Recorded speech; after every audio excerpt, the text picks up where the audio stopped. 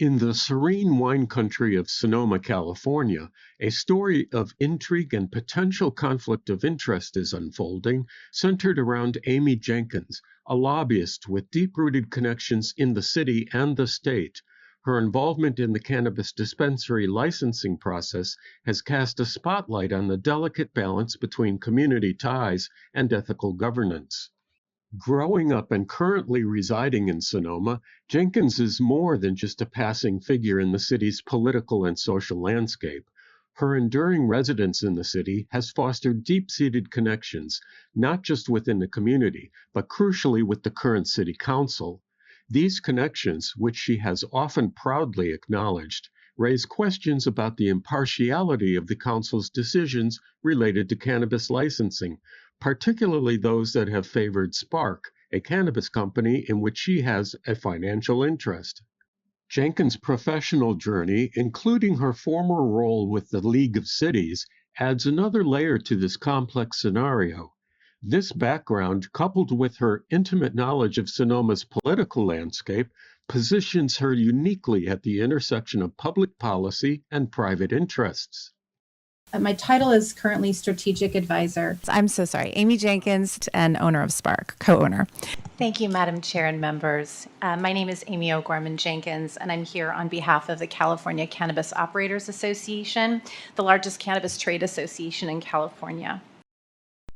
Then, of course, there is her relationship with Sandra Lowe. Jenkins contributed to Lowe's city council campaign by way of her lobbying firm Precision Advocacy, and Lowe eventually appointed Jenkins to the city's planning commission. However, Jenkins showed up for less than half of the commission meetings accounted for in 2024. Considering all the roles Jenkins plays, it's no surprise that they begin to blur when she interfaces with the city council on behalf of Spark, a local cannabis retail outlet she co-owns. In this communication, she signs as the president of her lobbying firm, Precision Advocacy, yet here she signs as Spark's strategic advisor. The decision in August 2020 to grant Jenkins' dispensary, Spark, the sole business license for a storefront outlet in Sonoma, turned many heads. Critics argue that Jenkins' influence and her long-standing relationships with key city officials, including those on the city council, swayed this critical decision. The controversy intensified with a scandal in October of 2020 linking Jenkins to a conflict of interest case involving a member of the city council. I agree that there should be a dispensary and probably two in this town. What was revealed in the newspaper about council members Hundley being in a financial arrangement with someone who has business in front of the council. I don't have a financial relationship with anybody. Do not interrupt me. You can keep your comments about yourself. I don't have a financial relationship. I can comment about anything I want, Rachel.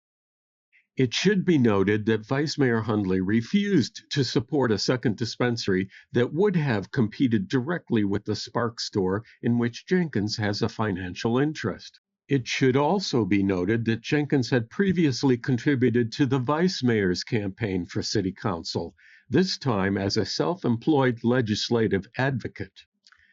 In her role as a lobbyist at the California State Capitol, Jenkins drafted and secured a sponsor to introduce legislation in March of 2022 that would allow cities with one retail storefront dispensary to ban cannabis delivery. However, as reported in the San Francisco Chronicle, there is one line in the bill's current language that has caused pro-cannabis advocates to balk. One section appears to allow local governments to ban delivery while also giving the state the ability to enforce local bans. Lobbyists, lawyers, and other advocates said the language is unclear. Jenkins' language not only created concern at the state level, it was also perceived locally as supporting a monopoly that benefited Spark and limited competition. The proposed ban sparked outrage across California among patient advocates, including Sean Kiernan of the Weed for Warriors Project. Kiernan successfully lobbied the bill's sponsor to remove the offending language. All the while, state records show that Jenkins' firm, Precision Advocacy, was paid thousands of dollars by both Spark and the California Cannabis Industry Association to lobby for the bill, SB 1186. Highlighting the tense and possibly unethical interactions between cannabis business stakeholders and city officials, Jenkins' partner in Spark, Eric Pearson, has continued to publicly lobby against allowing more retail storefronts in the city of Sonoma. This included his alleged defamation of the local advocacy organization Sonoma Valley Cannabis Group in front of the city council. Adding a layer of irony and hypocrisy to the ongoing controversy, Jenkins and Pearson's continued resistance to free market competition in Sonoma seems at odds with their public support for more retail outlets across California. The LA Times reported that at a state hearing on cannabis corruption, Jenkins blamed local regulations for the corruption problem, arguing that measures such as license caps allowed municipal leaders to pick winners and losers in the market and open up opportunities for payoffs. Legal cannabis has failed and will continue to fail until we are able to fully integrate cannabis into our economy, she said. More recently, Jenkins appeared before the California Assembly Budget Subcommittee to state the following. Last, we must expand retail access to support licensees. Right now, 57% of California cities and counties still ban cannabis retail. That means millions of consumers have no access to safe legal cannabis. If we're truly serious about transitioning consumers from the illicit to the legal market, we must increase legal retail access and remove local barriers. Jenkins opposes local dispensary caps and barriers, but when it comes to her own backyard in Sonoma, her personal business interest belies any pretense to fair and equitable access.